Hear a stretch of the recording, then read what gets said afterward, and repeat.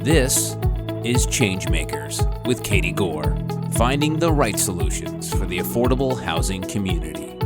This week's ChangeMaker is Margaret Salazar, the Executive Director of Oregon Housing and Community Services, where she oversees the state's efforts to build affordable housing, open the door to homeownership, prevent and end homelessness, and expand housing stability.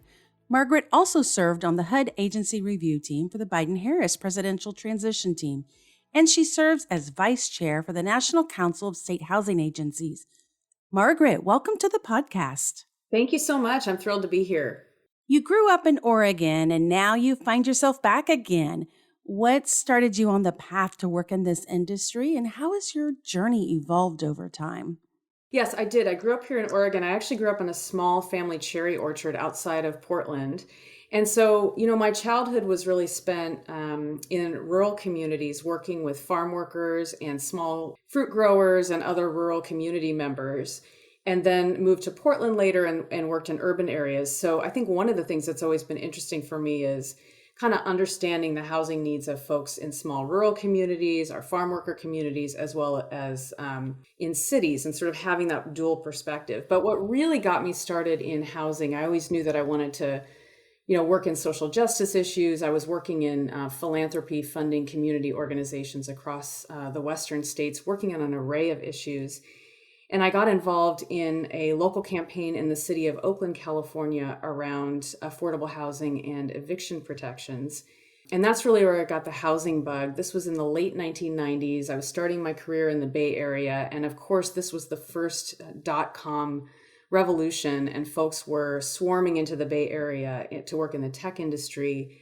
And we saw housing prices just skyrocket. And without kind of protections in place or an attention to things like gentrification and displacement, we saw a lot of folks either priced out or left behind by that boom. And I got very passionate about the need to protect people's access to safe, stable, and affordable housing, and to be able to make sure that community development is holistic with people at the center, particularly with the racial equity lens of seeing so many families of color that were pushed out of places like Oakland. So got very passionate about housing, and I haven't looked back since. So your organization is a state housing finance agency, which is a little different than a lot of the change makers we've had on our podcast, who have either led a housing authority or, a nonprofit or even a developer. So for our listeners, let's just start there and talk about the distinction of what a state housing finance agency does. Yeah, absolutely. And I'm thrilled to be so deeply involved with the National Council of State Housing Agencies, which is really the umbrella group for state housing finance agencies. So housing finance agencies are state chartered authorities. They all look a little bit different. And I'll talk about that, but they're established to help meet the affordable housing needs of the residents of their states. They vary widely in characteristics like their relationship to state government. Most HFAs are independent entities that operate under the direction of a board of directors appointed by the state's governor or potentially the state's treasurer. And we work all across the housing continuum. So at the root of what we do is, we administer public programs, everything from homelessness to homeownership. But we essentially act as a public bank. We make financial investments for affordable housing, multifamily housing development and preservation. We also provide mortgage lending for first-time home buyers and help folks retain their home ownership. And so really working on those financial products as part of the approach to addressing affordable housing needs. So it's an exciting way to approach the housing work, because we're not only kind of providing those public programs, but blending that with some really innovative financing techniques as well. So I have a general question, and you kind of touched on it in your, intro here, but Oregon's a very diverse state, and, thinking just about the various areas of complexity. So how do you as an agency balance, for example, Portland being in your portfolio, and then also the rural housing needs? So what's your strategy there? Thank you for that question. And it's true. We, like a lot of states, we have, a very large, diverse, thriving metro area. And then we also have a lot of rural communities that have unique housing challenges. We really do see ourselves as a statewide organization. And, a few years ago, we initiated the planning for our statewide housing plan, which is a 5-year strategic plan to really tackle Oregon's housing challenges. And we had a series of listening sessions all across the state to get feedback from, multiple sectors, whether it was healthcare, local government folks, small businesses, folks working in the housing world, but a number of other sectors. And some really interesting things came out.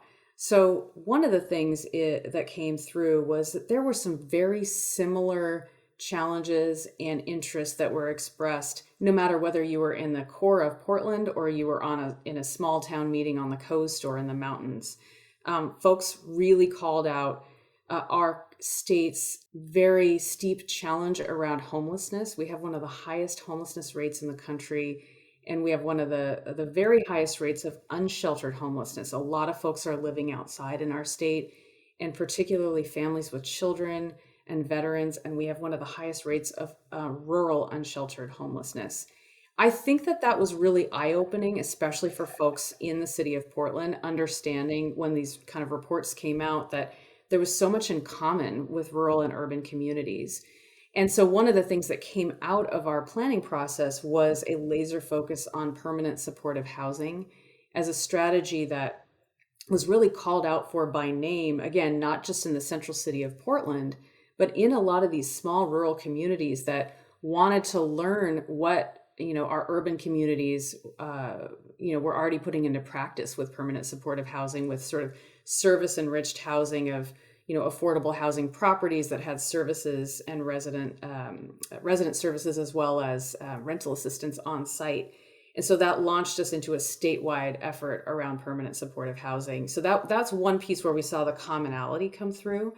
I will say, though, that we heard an earful from our rural communities that we have not been historically meeting their needs. And what they called for was, a more proactive approach to work at the front end of development. It's just so difficult to get development going in our smaller communities. It costs just as much to build affordable housing in a rural community as it does in an urban community. And so one of the things that we've done to respond to that is not only more of an emphasis on things like land acquisition funding to help these small rural providers, secure land and be able to assemble their financing, but things like technical assistance, capacity building, and then really just having specific programs and set-asides for small projects and rural competitions. And so that was some great feedback that we got, and that's a little bit about how we show up as both an urban and a rural housing finance agency. You mentioned so many different things here, and I want to break these apart because I want to talk about this 5-year plan, and I want to talk about what that feedback from that rural community has launched you forward, because I've seen several ribbon cutting ceremonies that you've done and you've completed, like Wildflower Apartments and Amanda Courts, and just talk to us about this current and future development activity, maybe even stemming from some of that feedback you got. Walk us through that development activity. Yeah, it's a really exciting time in our state. So a couple of things I'll say is, when you have a plan and you have resources, there's no limit to what you can do. And so even during a pandemic, we have had our most productive affordable housing year in history.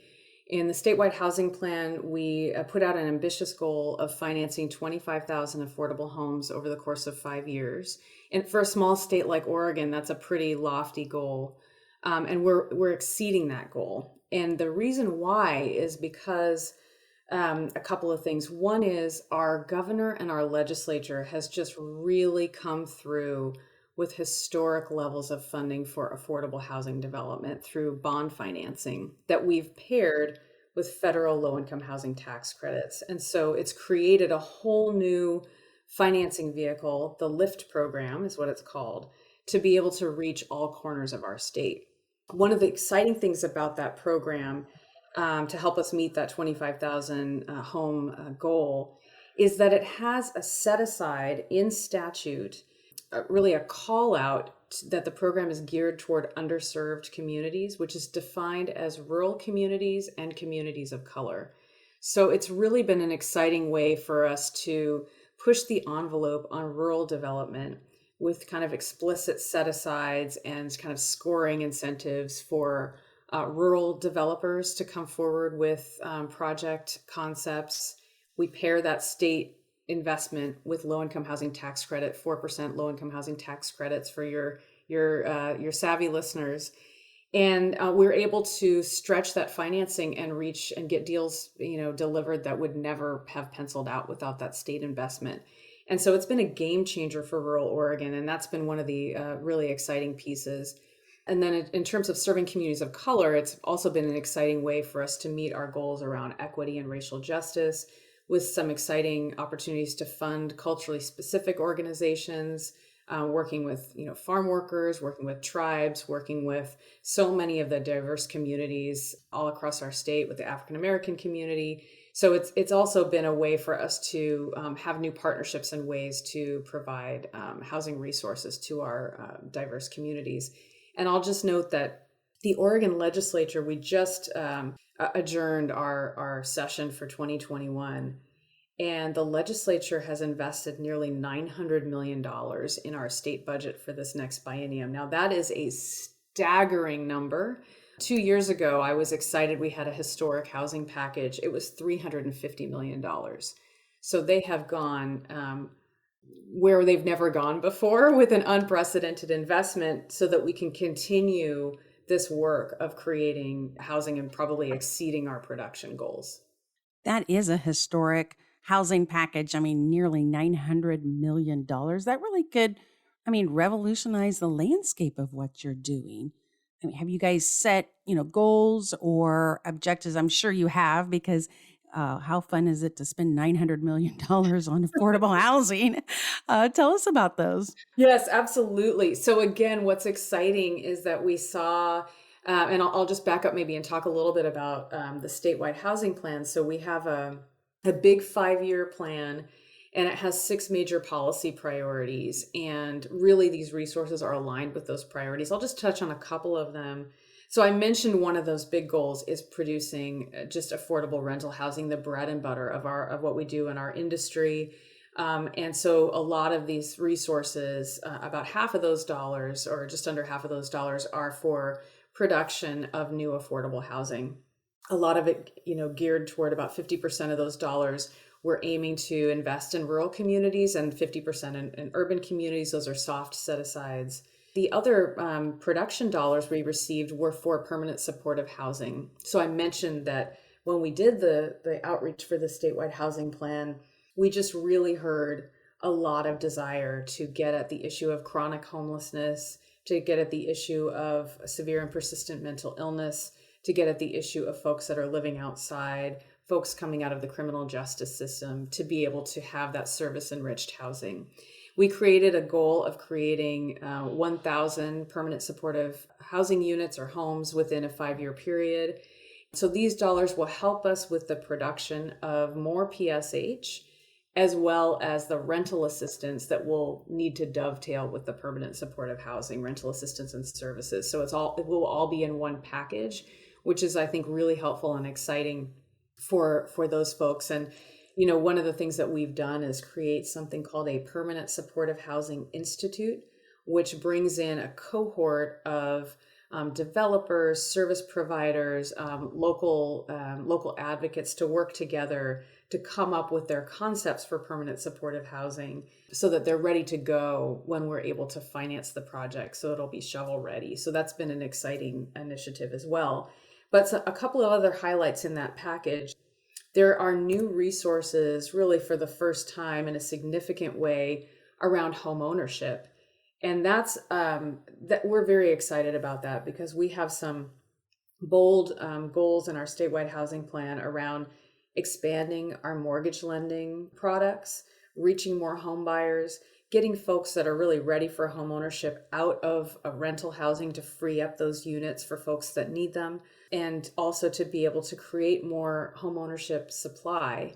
And all of this with a racial equity lens. And so we received funds for down payment assistance, outreach and engagement of Oregon's diverse communities and homeownership centers, as well as dollars to build for sale affordable housing with an array of strategies, everything from cooperative housing and community land trust to kind of your more traditional sweat equity models. So it's an exciting time to be also delving into homeownership. So those are just a few of the highlights in that really astounding and historic package that our legislature has put forward. Does the package include anything regarding, the wildfires and some of these emergency types of flooding issues that Oregon has gone through? Because, many people outside of Oregon, we've really watched what's going on over there. And I'm sure you guys have had to make modifications for your communities that have been impacted by these disasters and emergencies and really rebuilding afterward. So, how are you guys as an agency addressing some of those concerns?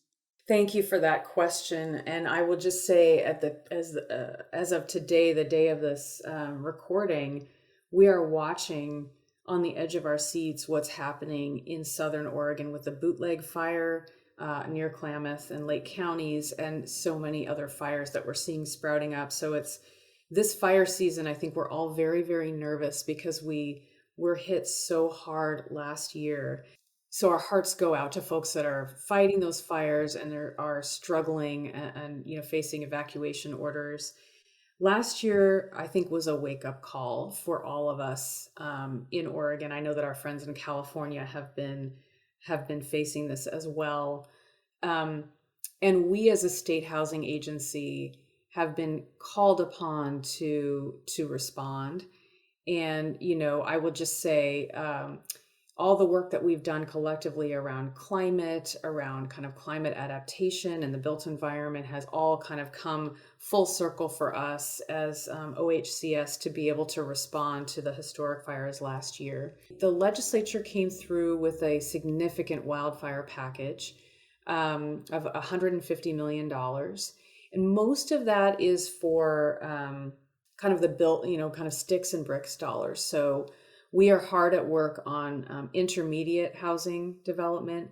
And I will just say this is a really interesting world, because when we see wildfires rip through communities that already have, a 2% vacancy rate and a significant rate of homelessness, when folks are displaced from wildfires, there is nowhere for them to go. And when you compound that with the COVID crisis last year, you can't do the typical Red Cross mass sheltering. So folks had to sprint and try a lot of new things and create non-congregate sheltering opportunities. So we had a lot of folks housed in hotels and motels. Unfortunately and tragically, a lot of those folks are still housed in hotels and motels because there is just not the supply available to rehouse people. And I will just also add, our Latinx community members, our agricultural community members, a lot of folks are hesitant to come forward and seek services from the federal government or from the Red Cross. And so we've had to do a lot of creative work engaging with non-governmental organizations, trusted community-based organizations, really rooted in the Latinx community, to do that outreach with folks, to provide them with individual assistance, state dollars, kind of outside of the system, to be able to get folks the help that they need. So the good news is that with this wildfire package, we can now do some really exciting work. So one of the things that we're stretching and doing as an agency is focusing on modular housing. And we have a couple of negotiations that we're working through right now with modular housing factories and providers to actually purchase modular homes as the state, which is pretty different for us, get those homes delivered to places like Jackson County in Southern Oregon, and then work with local providers to be able to site those homes and ensure that we have access for wildfire survivors. We're also working throughout our pipeline of affordable housing to prioritize vacant units and new units that are coming online for wildfire survivors.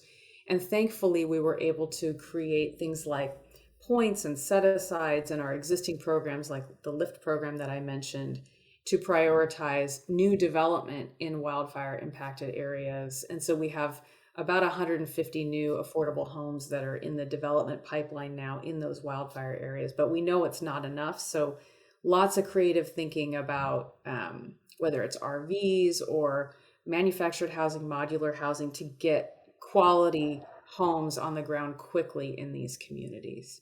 It kind of breaks your heart as a houser to hear that there was nowhere for them to go. But, that is the unfortunate reality when supply is lacking, or, it's not being able to keep pace with the need. And it's something that, every city and state and community, they're struggling with, on many, many fronts. And so, for you guys to have a plan, like you said, and now have the resources to be able to address some of this, you guys truly have the chance to turn the tide here. Is that 150 million, is that coming from that larger 900 million that, your legislators moved forward for you, or was that a separate carve out? Yes. So it's part of that historic package. And then, the legislature also made some investments beyond housing, of course, and things like emergency preparedness and, some other investments in other state agencies like infrastructure. So that's part of our overall package and our overall work for the next 2 years. And I will just tell you again, not to bring your listeners down, but I will just say that, we're already getting calls from communities that are fighting the current fires saying, can we get access to those new dollars?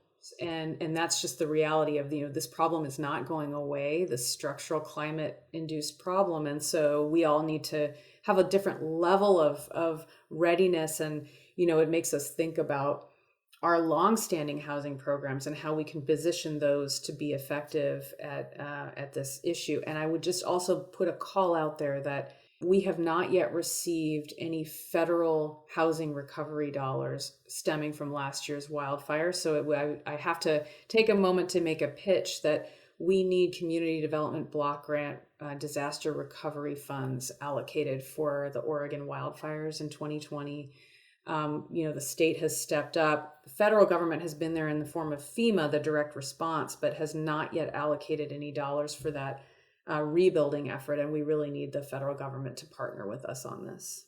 Thank you for sharing your thoughts on that, Margaret. Hang on for a moment because we have to take a break. But coming up in the second part of my conversation with Margaret Salazar, the Executive Director of the Oregon Housing and Community Services Department, Margaret talks about the homeless crisis that is gripping her state. Oregon has the dubious distinction of being in the top 5 states nationally for per capita homelessness. And, I have young children, and they are growing up in a world and in the Portland metro area where tent cities are normal for them. We drive through the city, we walk through the city. There are children living in tents and growing up in tents, and that is something that they think is normal. I'm sorry, I'm getting emotional. It is not normal. We cannot accept it. It is the humanitarian crisis of our time. We know it, and we have not had, I think, the ability or the time to dedicate to stepping back within our state, getting everybody around the table and making a strategic plan to really tackle this in a coordinated and concerted campaign to end homelessness. Thanks for listening to Changemakers with Katie Gore. To find out more about Katie, go to quadel.com. That's QUADEL.com. This has been a production of Forbes Books Radio.